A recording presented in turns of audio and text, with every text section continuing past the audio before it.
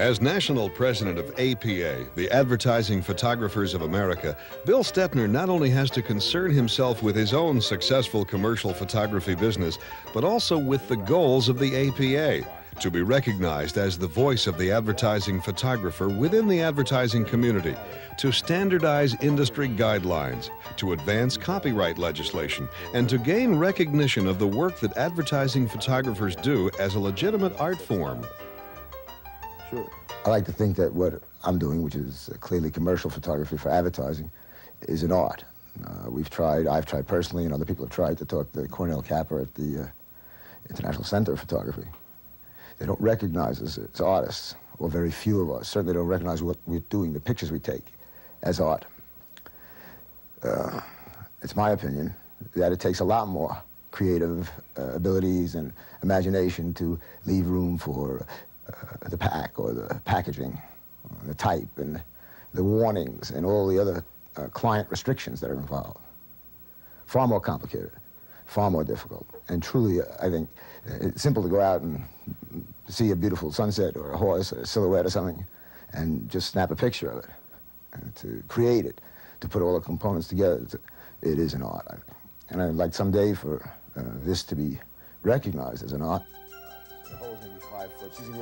World of Photography visited Bill Stettner's New York City studio recently for a shooting that illustrates his points about commercial photography.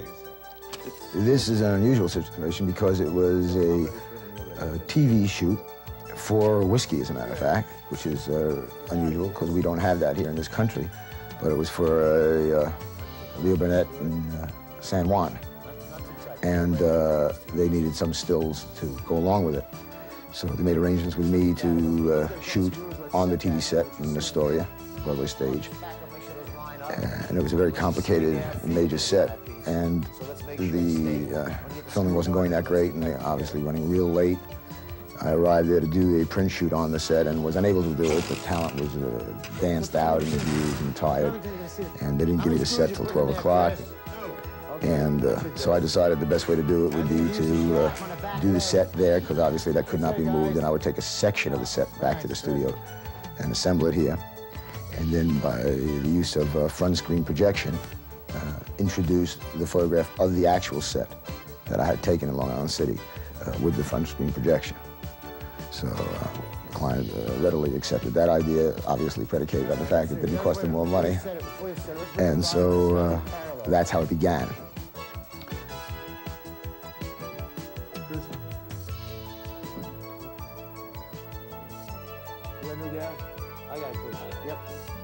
Front projection is probably the best method to introduce a piece of art as a background because you're able to use a photograph as opposed to a painted background, which is not always realistic. It also affords you the opportunity for scaling.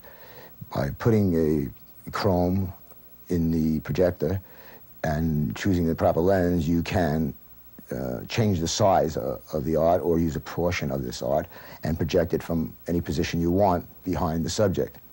And because it's front screen, there's no edging. Years ago, they used to use back screen projecting, and it would always cast a shadow, and so all around the subject you would get this black edging, and it looked horrible. Right now, the Cytex computerization, which is the newest method for composing photo composition, is probably the only thing that's beyond this. However, it's ultra expensive. The image is projected at an angle onto a piece of mirrored glass. And it then is thrown by this mirror onto the screen. And in back of this two-way mirrored glass is your camera, which sees through the glass. Because the light is so intense on the foreground, it projects on the glass and right onto the screen. Because the light that's on the subject is so intense, the camera that's behind this angled mirror actually can see through it, because it is two-way mirror. So you have two positions. And what's very important is the alignment of the camera to the projection so that they emanate from the same spot. If they emanate from the same spot, there's no halation or shadow effect. it looks like it was on the scene in one photograph. If they're slightly out of alignment, you get an edging. So what you do is you put an X on the projector lens in the center, and then you put a light through the viewfinder of the camera that's taking the picture, and it projects a light onto the piece of glass.